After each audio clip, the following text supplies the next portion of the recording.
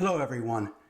If you've been here before, thanks for coming back to watch another video in the series about the Dallas Statement, also known as the Statement on Social Justice and the Gospel. If this is your first time here, I want to offer you a special thanks for joining me now. The last video I did for Article 11 of the Dallas Statement was the longest video I've done in this series. I think what I discussed was important and deserved the treatment I gave it. Race and racism are hot topics in the world today, especially in the Western world in which we live. As such, it deserves discussion. The authors of the Dallas Statement titled Article 12, Race and Ethnicity, or Race/Ethnicity. They titled Article 14, Racism. Article 12 was the second longest article, and Article 14 is the longest. I hope to give Article 12 sufficient discussion without making this video painfully long. Let me read Article 12 for us now. It states, "We affirm God made all people from one man. Though people often can be distinguished by different ethnicities and nationalities, they are ontological equals before God in both creation and redemption. Race is not a biblical category, but rather a social construct that often has been used to classify groups of people in terms of inferiority and superiority. All that is good, honest, just, and beautiful in various ethnic backgrounds and experiences can be celebrated as the fruit of God's grace. All sinful actions and their results, including evils perpetrated between and upon ethnic groups by others, are to be confessed as sinful, repented of, and repudiated. We deny that Christians should segregate themselves into racial groups or regard racial identity above or even equal to their identity in Christ. We deny that any divisions between people groups, from an unstated attitude of superiority to an overt spirit of resentment, have any legitimate place in the fellowship of the redeemed. We reject any teaching that encourages racial groups to view themselves as privileged oppressors or entitled victims of oppression. While we are to weep with those who weep, we deny that a person's feelings of offense or oppression necessarily prove that someone else is guilty of sinful behaviors, oppression, or prejudice. We learn in the Bible that we all came from one man and one woman, Adam and Eve. As the authors of the Dallas Statement put it, race is merely a social construct used to divide people.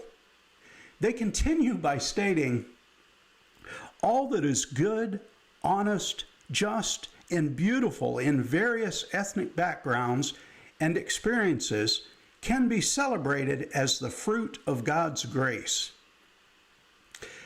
I've been blessed to be able to travel some, though not nearly as much as I would have liked to have. A big reason I like to travel is to see new places, to meet new people, just the experience of meeting people that look and act different from me is exhilarating.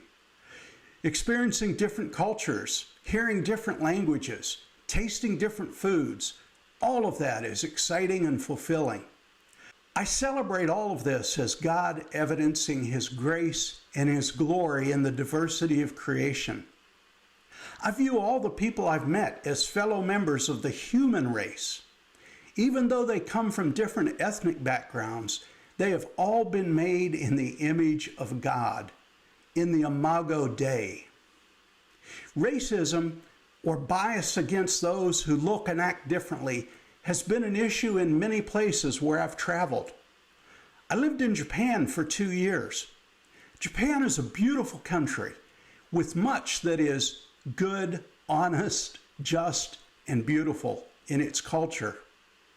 I very much enjoyed my time there and would welcome visiting again. Japan is a largely homogeneous society. While there, I traveled as much as I could and read much more about their culture. I read several books from one particular author, Edwin O. Reischauer. I hope I've pronounced his name correctly. Although it's been 30 years since I was there, one quote has stuck with me. I can't remember it word for word and don't remember from what book I read it, thus I can't give it proper attribution. But I'm going to try to quote it now. Some have said the Japanese people are biased. Nothing can be further from the truth. The Japanese people are not biased. They view all other people with equal disdain. To the Japanese, you're either Japanese or you're a barbarian. In the hope that this video will be shorter than the last one, now I want to jump into the supporting verses for Article 12. Although we've seen these verses in support of several other articles, let me read parts of Genesis chapter 1, verses 26 through 28 again for us. Then God said, "Let us make man in our image, after our likeness." So God created man in his own image. In the image of God, he created him. Male and female, he created them. And God blessed them. And God said to them, "Be fruitful and multiply and fill the earth and subdue it." We, all of mankind, are created in the image of God. God blessed all of mankind through the blessing he gave to Adam and Eve. God did not create several races. He created only one race, the human race. In Acts chapter 17, verses 24 through 26, we read, "The God who made the world and everything in it, being Lord of heaven and earth, does not live in temples made by man, nor is he served by human hands as though he needed anything, since he himself gives to all mankind life and breath and everything. And he made from one man every nation of mankind to live on all the face of the earth, having determined allotted periods and the boundaries of their dwelling place." In these verses, we see again that God made all of mankind from one man. Every nation on earth descended from that one man. We see also that God determined allotted periods and the boundaries of their dwelling place. He did that for the nations. Once again, though, this doesn't mean that any group of people is superior or inferior to any other group of people. I think it does mean that God intended there to be diversity among mankind because he allotted them to different groups in different places and as different nations. The differences between them doesn't mean that they are different races. They are all members of the human race. Through millennia, they've developed their unique ethnicities. There is much in their individual ethnicities that is to be celebrated and for which we should give God glory and God alone glory. Well, that's it for my review of Article 12 of the Dallas Statement. In case you think I didn't give sufficient coverage to the topic of race and ethnicity, please know that I plan to publish other videos about the topic in the not too distant future. Since it is a hot topic in the church today, as well as in the culture at large, I imagine I'll have ample opportunities to speak much more about it. Thanks again for watching this video and any of the others you've watched.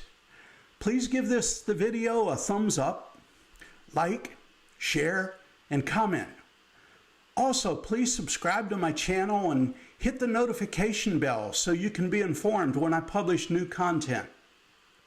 Until next time, may God richly bless you.